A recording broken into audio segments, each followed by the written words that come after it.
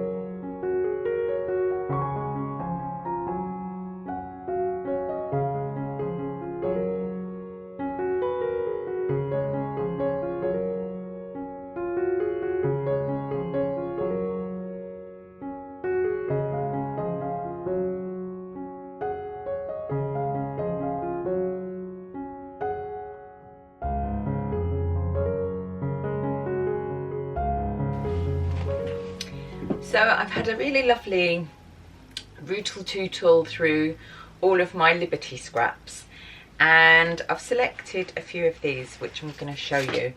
So this is the cushion that I'm going to be making the cover for. It's not huge, and I think it's probably good to start off with smaller things so as not to get overwhelmed. I get really carried away and I have these sort of grand plans, these grand schemes, and then I sort of run out of steam, or I've started to try something a little bit too complicated. Lovely. Before I really sort of have got to grips with what it is I'm doing. So this is a feather cushion pad, and I used to make a lot of cushions and sell them, and appliqued cushions, not patchwork ones, although there were some patchwork ones. And then what I'm going to do is I'm going to create the patchwork, or put the patchwork onto this. So this is like the base fabric, and it's just your general medium weight calico, but you can use any plain sort of simple cheap fabric as the base.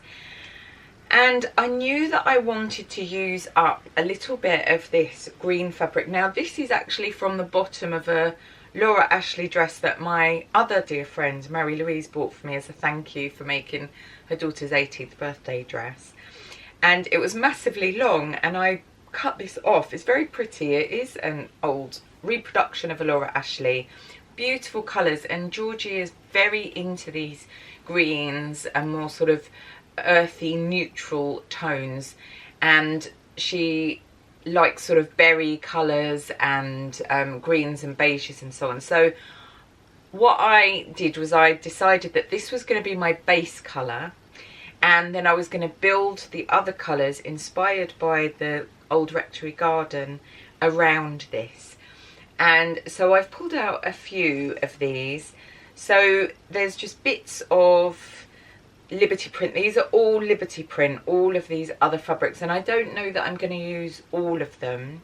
I think this is the very traditional Betsy, which is a really lovely timeless print that first appeared in the 30s. These two are vintage. They're the Verona wool. Really, really beautiful. So I'm not sure how these will sit together, but I'm liking all of these so far. I'm going to have a little play around with them, and these particularly, they need a good press. And what I'm going to do is a stripy cushion. So I'm not going to need too much of either of these or any of these fabrics to create the cushion. So the first thing that I'm going to do is I'm going to press these, play around with them a bit, and then finalise the fabrics. And then after that I'm going to make a paper pattern, which I'll show you how to do, because that's a really good beginner pattern cutting activity exercise as well. What I'm aiming for here is a sort of harmonious fabric colour palette, but with some pops of colour, and I'm thinking that these all look really, really beautiful. Now I don't know if I'm going to have them as sort of vertical or horizontal stripes, or even if I sort of turn the camera like this, you get the gist, sort of diagonal. Found it very difficult to get that word out of my brain into my mouth and out into the world. So I don't know which way I'm gonna do this, or indeed how thick I want my strips to be. I suppose this is gonna work along the lines of a stripped or strippy patchworking. Not entirely sure of all the terminology. As I said, I'm a newbie, and very, very pleased though with these colours. I think these are all going to work, and Georgie's going to really love them. So let's get the pattern made, and then I can work out the exact widths, because I think I'm going to do them regular rather than just you know, like whatever, make them up, make them all different. And it really kind of is going to be based off of how much I've got of this very small amount of fabric. There's not much width in this, so this is going to determine the widths of all the other fabrics. this lovely, very fluffy feather cushion pad is 12-inch square. I work in centimetres, so it's 30 centimetres. And on my spot and cross, I'm just going to draw out a 30 centimetre square. Just double check that I've got enough room going both ways. Yep, if I use this row up here. And the good thing about spot and cross is that you get all your right angles and you can draw very neat lines. And essentially, pattern cutting is just about the very neat lines, really, being accurate with measuring and creating right angles and inputting the correct measurements. And before anybody says, oh, I'm not very good at measuring, I actually have dyscalculia, which is number dyslexia. And it always surprises me that I actually have been a pattern cutter for however long that I've been a pattern cutter. So you don't actually have to create the paper pattern. You could just do this directly onto your base fabric, but I just want the pattern. So I've got a few of these cushion pads and I'm feeling the urge to maybe make a cushion for myself. So here we go, all right angles and so on, so no wonky cushions. So that is that. And then of course I have to add seam allowance, and I'm going to add just 1.5 all the way round. And if you've got a pattern master or pattern cutting set square, they usually come with the seam allowance gauge on them, so you can just very, very quickly create your seam allowance. And then the other thing I would do actually is I'm going to do an envelope back cushion cover, and I would create the pattern for that, but because the fabric that I cut off of my Laura Ashley dress, this here, I've already got this hemmed side, and I worked out that actually that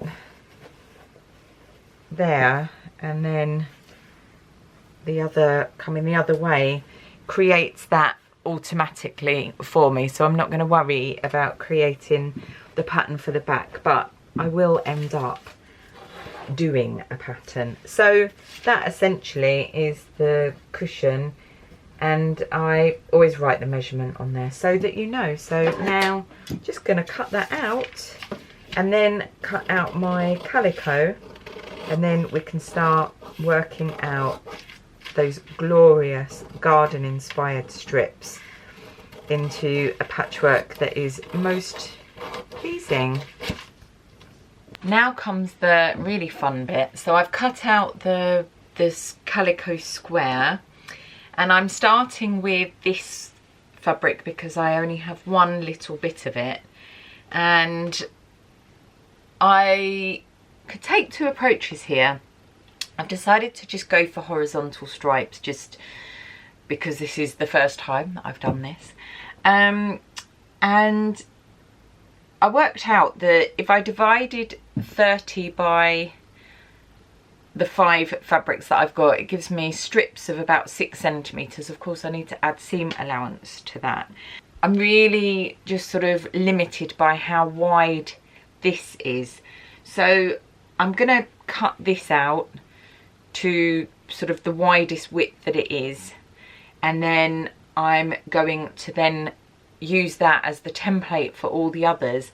And I can always, you know, sew with bigger seam allowance on here if maybe it sort of looks a bit funny. But anyway, I'm going to cut this one first and we will go from there.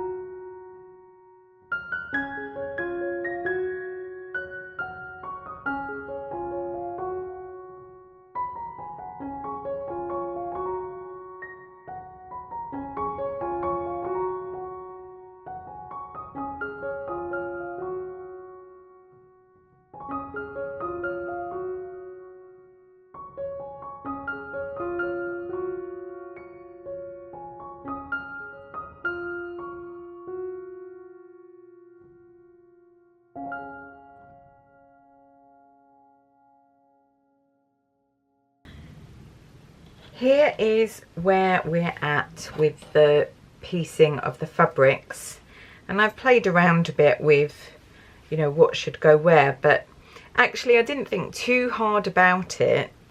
Once it was in the strips, it sort of becomes apparent. That's why patchwork and this sort of thing is just so soothing, because it just sort of evolves. It's like magic, it's organic. And so I really like this, and the strips are sort of the length of the calico, so they're like 33, and then width wise they're 9 centimeters each. And that one there, because that one is going to be, that's where that's going to live, shall we say. And then I'm going to take this one, double check I've got the right side of the fabric, that's the right side there, and I'm going to line that edge up there, so right sides together, and pin that one on. I need to make sure I keep those in sequence, so I suppose that would be the next one, that one, and that's the last one, so they can all sit like that, because I'm incapable of remembering the simplest of instructions these days, even instructions I give myself. So I'm going to sew this on here at 1.5 centimeters, and you could use much smaller seam allowance, but that's sort of ingrained in my thinking. And actually I'm just going to pin those together as well, because then one hopes one can't go wrong. I've set up my ironing board and I'm here at my machine. There is building work going on, which you may be able to hear in the background. I hope it's not too detrimental to your enjoyment of this easy peasy lemon squeezy patchwork project tutorial. But one needs to sew, otherwise one would never sew if one had to navigate around all the noises that happen here in my little cottage by the sea. So first off, I'm going to switch Bertha on and just sew this with the 1.5 centimeter seam allowance.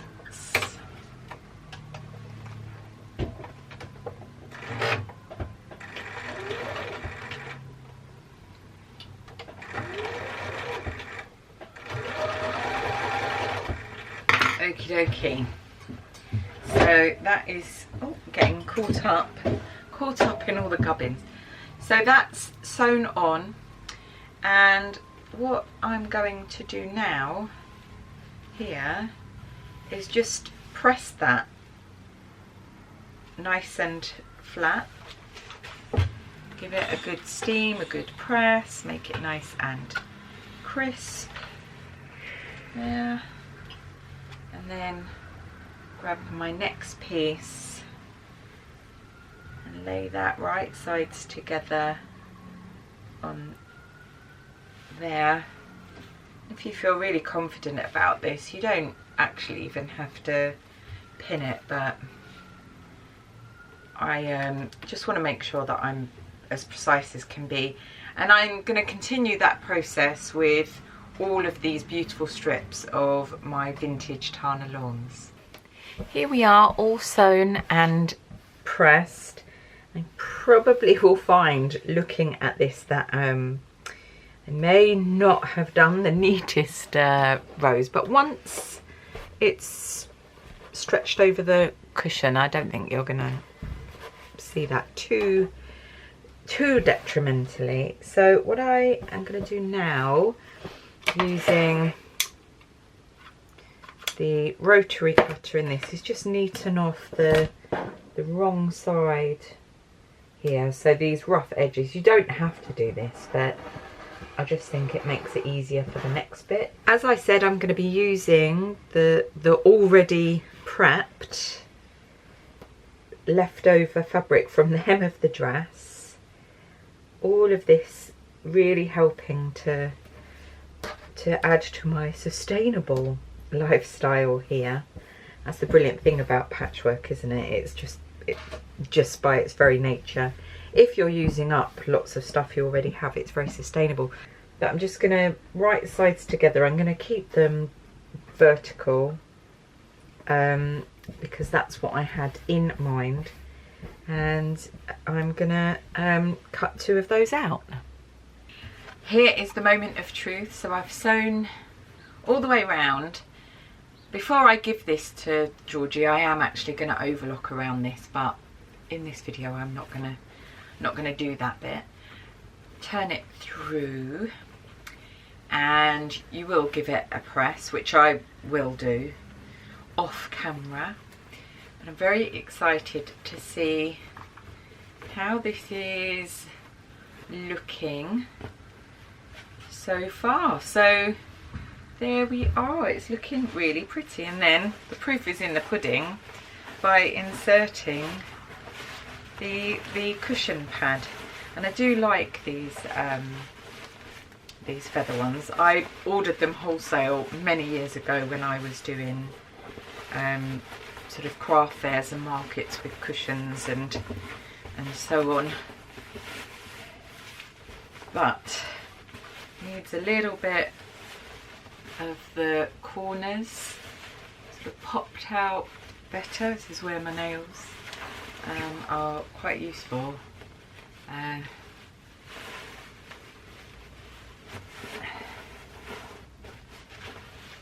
voila! A patchwork cushion inspired by a special garden that me and my lovely friend Georgie spent time in. And I really hope that she's gonna really enjoy this cushion. Don't want to give it away now.